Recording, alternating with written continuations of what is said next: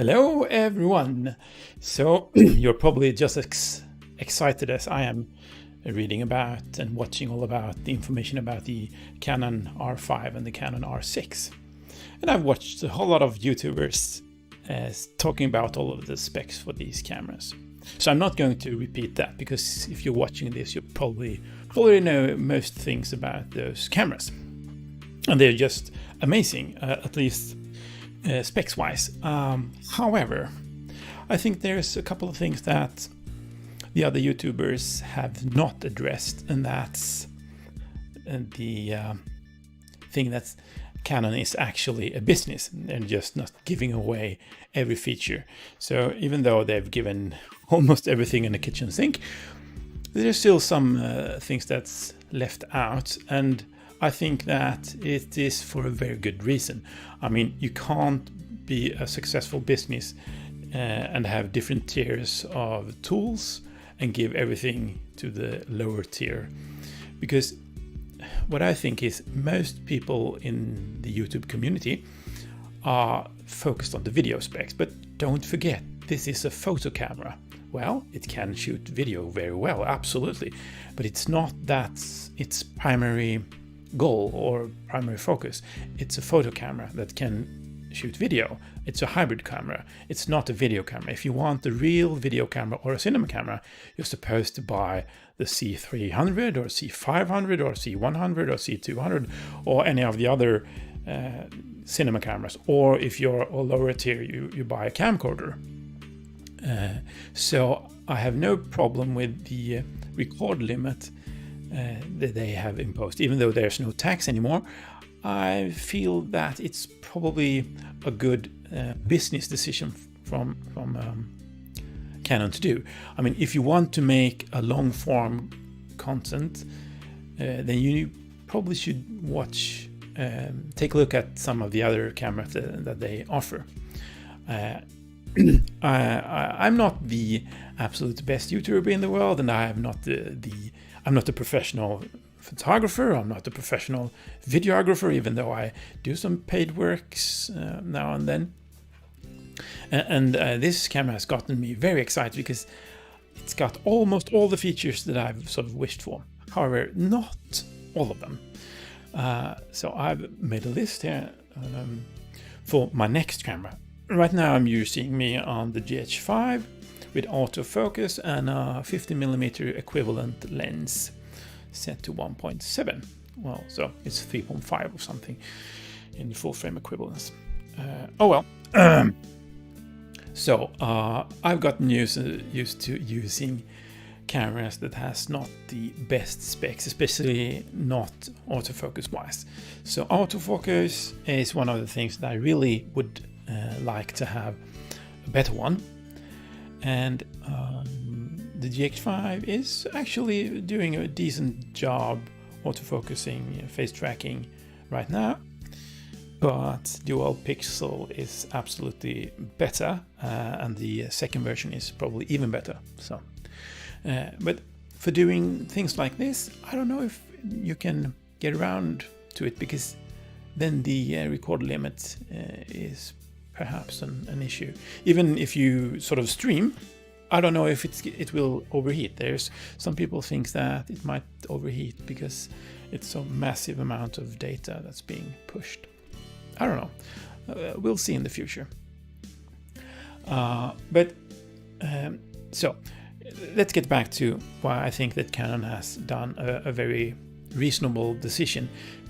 Some people think that the R6, for instance, has a too low data rate, just IPV and not the real beefy codecs. And I have no problem with that. I mean, they have to differentiate the different cameras into tiers. Otherwise, no one will buy the C300 or C500 or any of the other VCRs or camcorders that they have. So that's sort of reasonable. But I mean, they are, if not professional, at least semi-professional cameras. The R6, the R5 is absolutely professional. But it's I can't state that enough. It's a photo camera that can shoot video. It's not a video camera. So if your main focus is video, which is my focus, they are not the perfect fit. However, if you want to do something similar, you have to pay even more. Even though I think for my price range, they are a bit too expensive. I'm just rambling. No worries. I think they've done most of this in a good way in order not to cannibalize on their existing lines of cinema cameras and camcorders and other DSLRs and so. One other thing that people has been a bit upset about, and I do agree, is the change from mini HDMI to micro instead of, I think they should go the other way to a full HDMI. However, I've seen that at least the R5 includes this sort of cable placeholder, just like the GH5 does. So the probability of janking it out is much less than if just putting in the cable without this sort of support. So that's not the major downside. However, if you look at the EOS R6, this is on B&H, but it doesn't seem like it's included. But like many others already said, probably if you're going to use a cage, there will be some form of attachment or firming thing, so the cable won't come unloose. So if you look here, this is the R5. It has got the this cable clamp holder thingy. So that's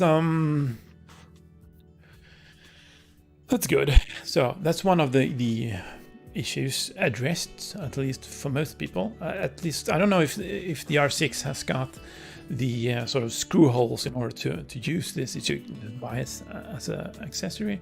The R5 has certainly got it covered. Well, let's see what I had in bullet points.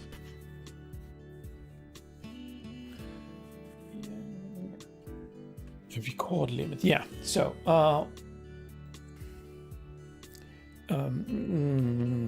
these are just magical.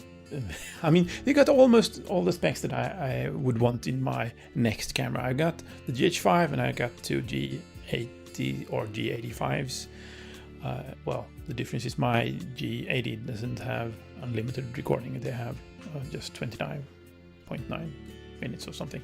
Oh well, so my Wish camera, no, not my Wish camera, my next camera sort of has to have things. 4K 60 because I've gotten used to that. I've got 4K 60 with the GH5. The GH5 doesn't have 10-bit, so that would be extra nice if it had 4K 60p 10-bit, which both of these cameras has. Both the R5 and the R6 has got that. The second one, in no particular order, but good autofocus or decent autofocus, and that means better than the GH5. So sort of somewhere around the Sony or Canon usual autofocus system is where I want to be. So it's ticked off for that. And one of the things that I also want is 10-bit 420 at least internal, and they have sort of a tick mark for that. 422 they are giving me, and 120p in HD at least, and both cameras supply that, even though the R5 doesn't. It's just 4K 120.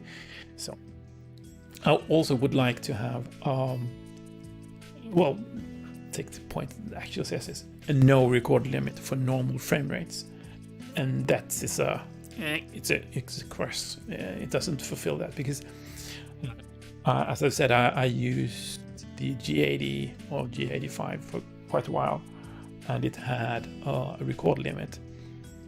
It wasn't not a big problem most of the times, but when I wanted that longer content, it was a pain not having it. So that's why I like the GH5, because I can just record and record as long as I supply it power and enough storage.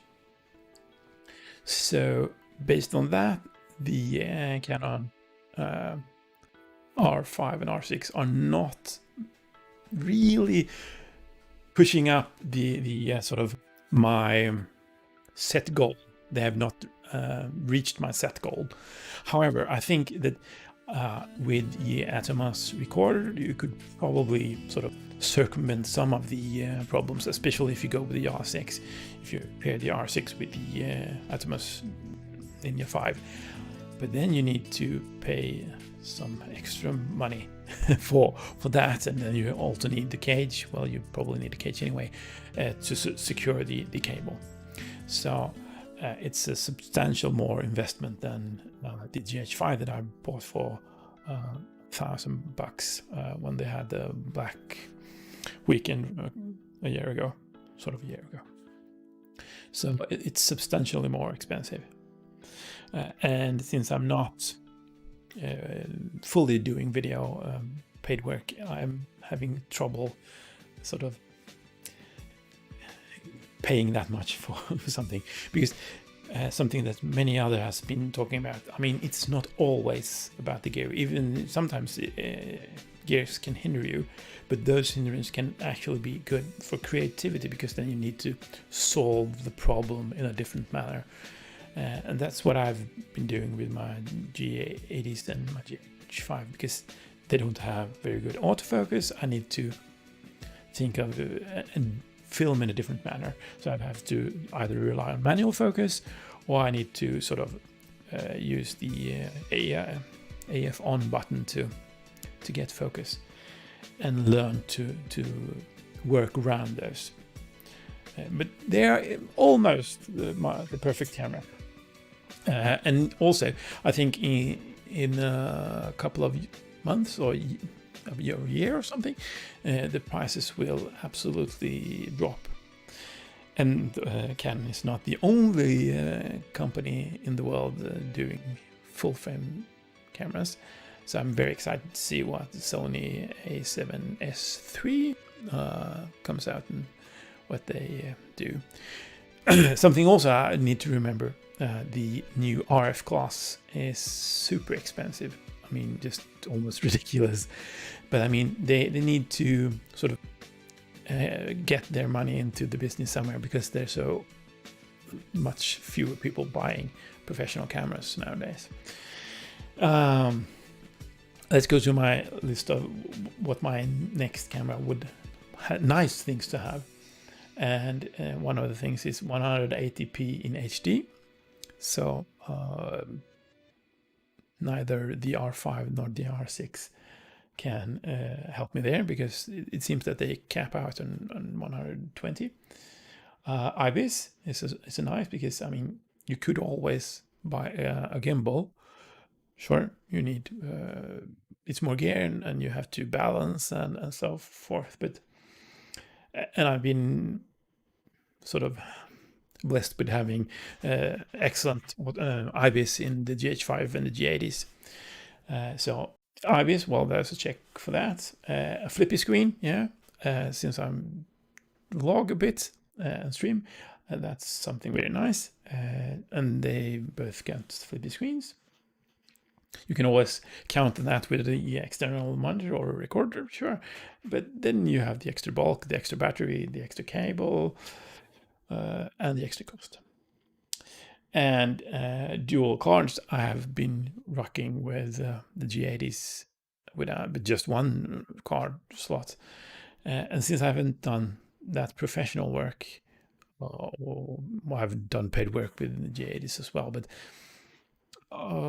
not that critical. I mean, if you do a wedding photo, well, I would want to have dual cards, but I've done videos, weddings, not, well, paid weddings. I haven't done paid weddings with dual cards, but, well, with single cards, but, well, anyway. So these are almost the sort of dream cameras, just on a pricier side, but that's to be expected.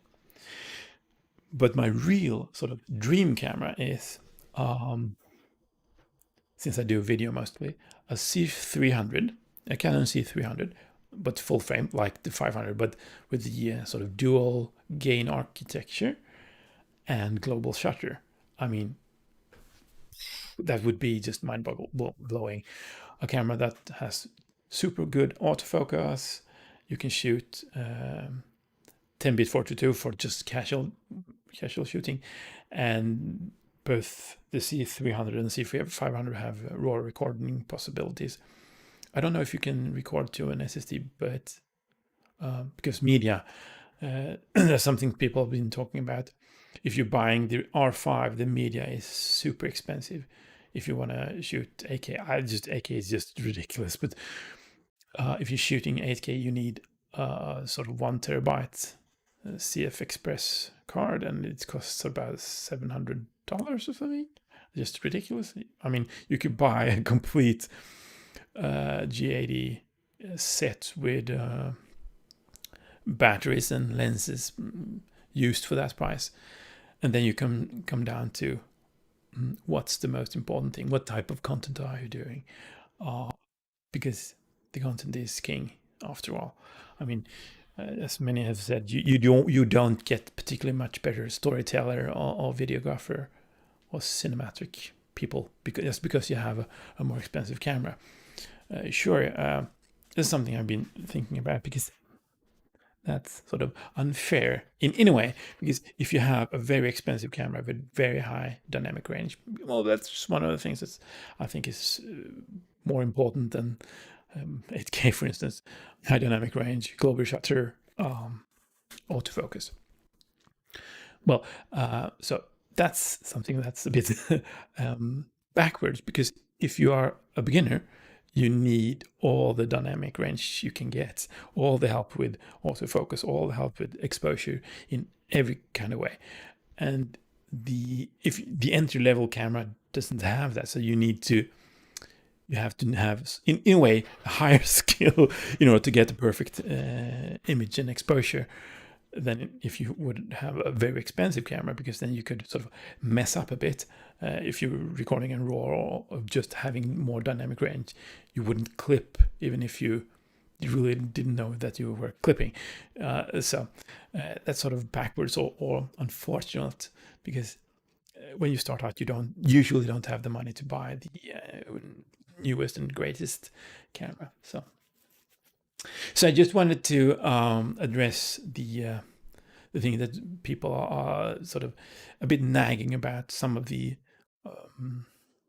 crippling the cases, camera conspiracies cases, Canon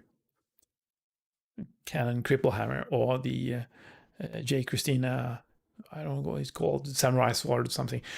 They, I think they have done very good, a good balance of sort of neutering, crippling the camera to a reasonable extent. I mean, they haven't done. I mean, they're still very capable and very usable cameras, and the competition is fierce now, I think, between the three main companies. In my video, I mean, there's Panasonic, it's Sony, Canon, and then lagging behind is Nikon. Maybe they can catch up. I mean, I have had my eye on their C6, I think it's called, yeah, C6, but it hasn't tipped me over yet. There's, yeah, so I've been rambling, but I mean, maybe you don't agree with me, or maybe you do. You can, if you do, you can always type down a comment down below. Otherwise, thanks for watching. If you like this type of content, remember to subscribe. Also, thumbs up if you sort of liked it, or thumbs down if you didn't. But if you do, please tell me why you didn't like it. Well, that's about it. Bye now.